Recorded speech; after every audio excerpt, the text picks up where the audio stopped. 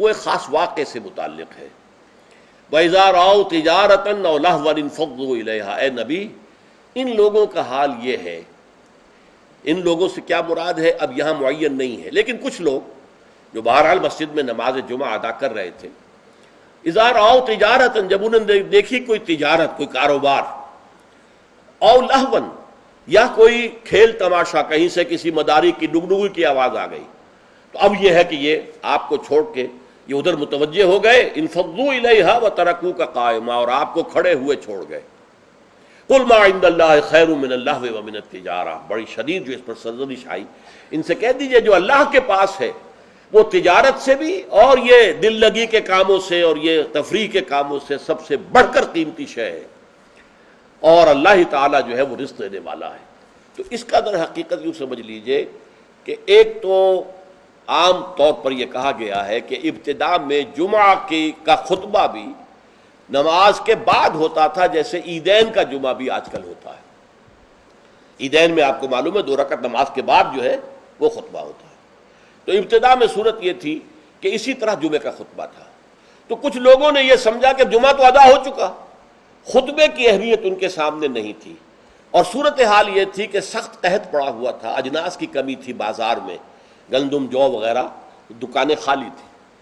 اسی اثنا میں گھنٹیاں سی بجنے لگیں، اونٹ چلے آ رہے ہیں، معلوم ہوا کوئی قافلہ آ گیا ہے اجناس لے کر شام سے، گندم لے کر یا جو لے کر یا اور چیزیں لے کر کھانے پینے کی۔ تو اب لوگوں کو فکر ہوئی جیسے کہ ہمیں ہو جاتی ہے، جلدی جائیں، پتہ نہیں سب لوگ خرید لیں اور ہم رہ جائیں، جو بھی مال آیا ہے، جو بھی اجناس آئی ہیں وہ ختم ہو جائیں، ہم رہ جائیں۔ تو اس خوف سے لوگ جو ہیں حضور کو کھڑا ہوا، جبکہ ابھی آپ خطبہ دے رہے تھے، اور اگر واقعتاً وہ بات صحیح ہے کہ نماز ادا ہو چکی تھی تو خطبہ جو ہے وہ بات کی انہوں نے اضافی شے سمجھی، اس کی کوئی اہمیت نہ سمجھی، وہ چلے گئے۔ تو میں اسی روایت کو زیادہ صحیح سمجھتا ہوں کہ جمعہ جو ہے وہ ابتداء کے اندر جمعے کا خطبہ بھی نماز کے بعد ہوتا تھا، تو لوگ چلے گئے۔ انفضوا الیہا وترکوک قائما، میرے نزدیک یہ کہ اگر نماز ادا نہ ہوئی ہوتی تو مجھے گمان نہیں ہے کہ کوئی ایک شخص بھی وہاں سے نکلتا۔ اچھا، نکلنے والوں میں ظاہر بات ہے کہ سب سے پہلی فہرست پر تو منافقین ہوں گے، جن کے دلوں میں ایمان ہے ہی نہیں، یا ضعیف الایمان لوگ ہوں گے،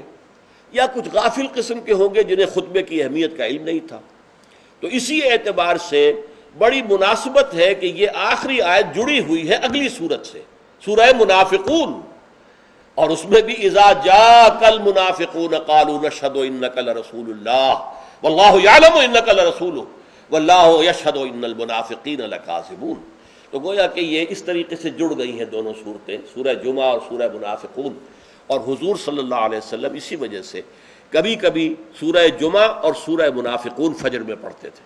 اکثر تو میں بتا چکا ہوں کہ سورہ سجدہ اور سورہ دہر، لیکن کبھی کبھی سورہ جمعہ اور سورہ منافقون پڑھتے تھے، کیونکہ یہ آپس میں جڑی ہوئی ہے۔ وَإِذَا رَأَوْا تِجَارَةً أَوْ لَهْوًا انفضوا إِلَيْهَا، اب یہاں پر لوگوں کی ہدایت کے لیے لہو کا لفظ بھی اضافہ کر دیا گیا۔ جو واقعہ میں نے بیان کیا اس میں صرف یہ کہ گندم یا کچھ اور جو ہے وہ اجناس جو ہے ان کی کمی تھی، اور اس وقت وہ قافلہ آ گیا تو بہت سے لوگ ادھر متوجہ ہو گئے، اور حضور کا جو خطبہ جاری تھا اس کی پرواہ نہیں کی، اس پر سرزنش کی گئی۔ اس سے اضافی فائدہ کیا ہوا کہ خطبے کی اہمیت واضح ہو گئی کہ نماز جمعہ تو ہے ہی خطبے کے لیے، ورنہ نماز تو تم ظہر کی پڑھتے ہو، 4 رکعتیں پڑھتے ہو، اور یہاں تم نے 2 رکعتیں پڑھی ہیں۔ اصل میں تو یہ خطبہ جو ہے وہی ہے در حقیقت جس کے ذریعے سے اپنے انقلابی فکر کو تازہ رکھنا ہے، اپنے انقلابی جذبے کو، جہاد اور قتال کے جذبے کو برقرار رکھنا ہے۔ یہ اس کے لیے ایک نظام تعلیم ہے، تعلیم بالغہ کا نظام۔ اب اگرچہ اس وقت صورت یہ ہے کہ نماز جمعہ کی اور خطبہ جمعہ کی وہ حیثیت الا ماشاء اللہ کہیں کہیں اگر ایسا ہو تو ہو کہ یہ مقصد پورا ہو رہا ہو، ورنہ حقیقت میں نہیں ہوتا۔ یا فرقے واریت کی بحثیں ہوتی ہیں، ایک دوسرے پر کفر کے فتوے لگتے ہیں، اور یا یہ کہ کچھ سیاسی مزاج کے جو ہے وہ سیاست پر گفتگو کرتے ہیں، تو یہ نہیں ہے۔ لیکن پھر بھی کھنڈر بتا رہے ہیں عمارت عظیم تھی۔ آج بھی مسلمان جس اہتمام کے ساتھ جمعے کے لیے جاتے ہیں، جتنی بڑی بڑی گیدرنگز ہوتی ہیں، کانگریگیشنز ہوتی ہیں، تو اس سے معلوم ہوا کہ محمد کا قائم کردہ یہ نظام صلی اللہ علیہ وسلم کس قدر محکم تھا، اور آج تک بھی بڑا پیارا یہ مصرع ہے، کھنڈر بتا رہے ہیں عمارت عظیم تھی۔ اگرچہ وہ اصل عمارت تو ختم ہوئی، رہ گئی رسم ازاں روح بلالی نہ رہی، فلسفہ رہ گیا تلقین غزالی نہ رہی، نماز و روزہ و قربانی و حج یہ سب باقی ہیں، تو باقی نہیں ہے۔ اللہ کی روح جو ہے تقوی اللہ وہ ختم ہو چکی ہے۔ لیکن یہ ہے کہ پھر بھی یہ کھنڈر جو ہے یہ بھی بتا رہے ہیں کہ عمارت جب تھی قائم تو کتنی عظیم ہوگی، جبکہ اس کے ڈھانچے کے اندر اس کی روح بھی تھی، تذکیر، یاد دہانی، اسلام کے انقلابی جذبات کو تازہ کرنا، اپنے انقلابی فکر توحید کو تازہ کرنا۔ تو یہ گویا کہ حزب اللہ کا ہفتے وار اجتماع تھا۔ بارک اللہ لی ولکم فی القرآن العظیم ونفعنی وإیاکم بالآیات والذکر